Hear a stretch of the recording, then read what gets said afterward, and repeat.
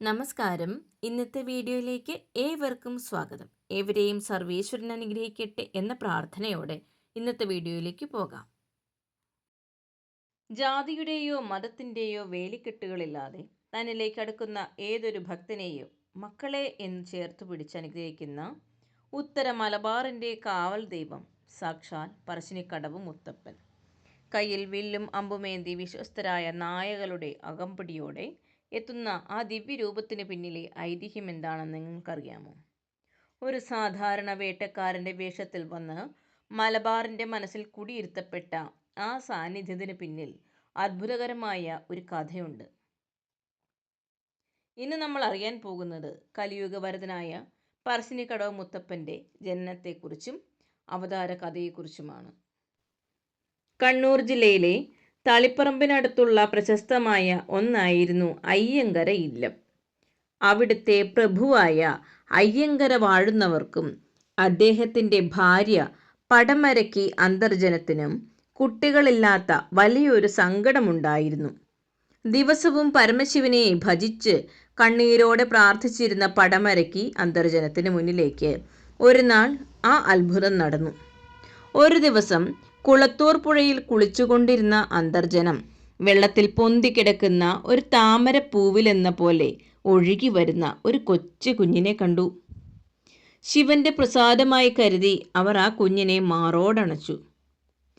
അയ്യങ്കര ഇല്ലത്തിൻ്റെ വാത്സല്യഭാജനമായി ആ കുട്ടി വളർന്നു. എന്നാൽ പ്രഭു കുടുംബത്തിലെ മറ്റു കുട്ടികളിൽ നിന്നുമെല്ലാം അവൻ വളരെ വ്യത്യസ്തനായിരുന്നു. നമ്പൂതിരി ഇല്ലത്തെ ആചാരങ്ങൾക്കൊന്നും ആ കുട്ടി വഴങ്ങിയില്ല.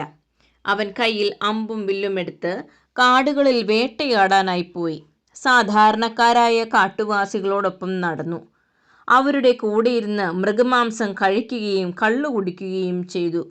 ഇല്ലത്തിൻ്റെ ആചാരങ്ങൾക്ക് വിരുദ്ധമായി ജീവിക്കുന്ന മകൻ്റെ പ്രവൃത്തികളിൽ അയ്യങ്കര വാഴുന്നവർ കോപിഷ്ഠനായി. ഒടുവിൽ സഹികെട്ട വളർത്തച്ഛൻ മകനെ ഇല്ലത്തു നിന്നും പുറത്താക്കാൻ തീരുമാനിച്ചു. അച്ഛൻ തടയാൻ ശ്രമിച്ചപ്പോൾ ആ ബാലൻ തൻ്റെ സാധാരണ രൂപം വെടിഞ്ഞു.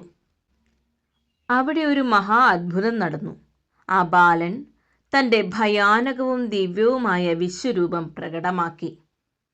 ആ ഉഗ്രരൂപവും ദിവ്യപ്രകാശവും കണ്ടാൽ ഭർത്താവിൻ്റെ കണ്ണുകൾ അന്ധമായി പോകും എന്ന് ഭയന്ന മാതാവ് മകനോട് കണ്ണുകൾ അടയ്ക്കാൻ അപേക്ഷിച്ചു.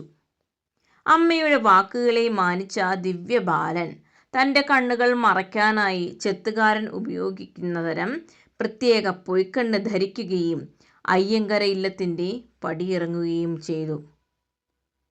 ഇല്ലം വിട്ടിറങ്ങിയ മുത്തപ്പൻ മലബാറിലെ വിവിധ കാടുകളിലൂടെയും മലനിരകളിലൂടെയും യാത്ര തുടർന്നു.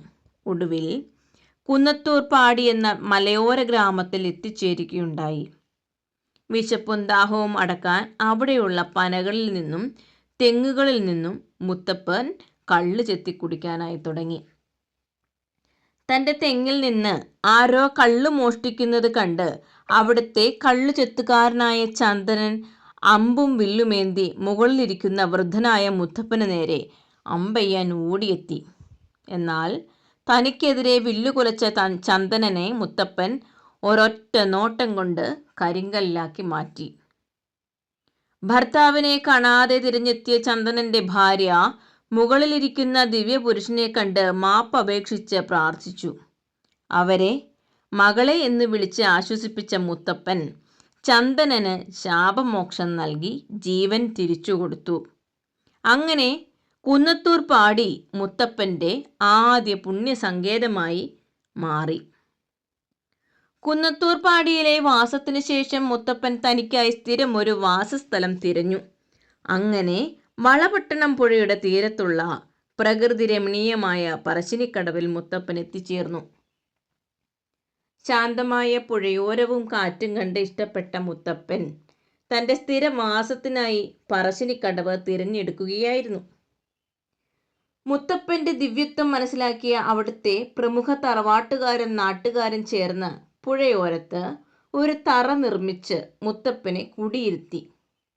അതാണ് ഇന്ന് ലക്ഷക്കണക്കിന് ഭക്തർ ഒഴുകിയെത്തുന്ന പ്രശസ്തമായ പറശ്ശിനിക്കടവ് മടപ്പുര.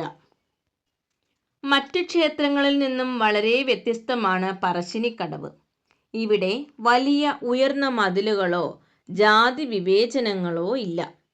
ഭക്തർക്ക് പ്രസാദമായി നൽകുന്നത് ചുട്ട പയറും തേങ്ങാക്കൊത്തും ചായയുമാണ്.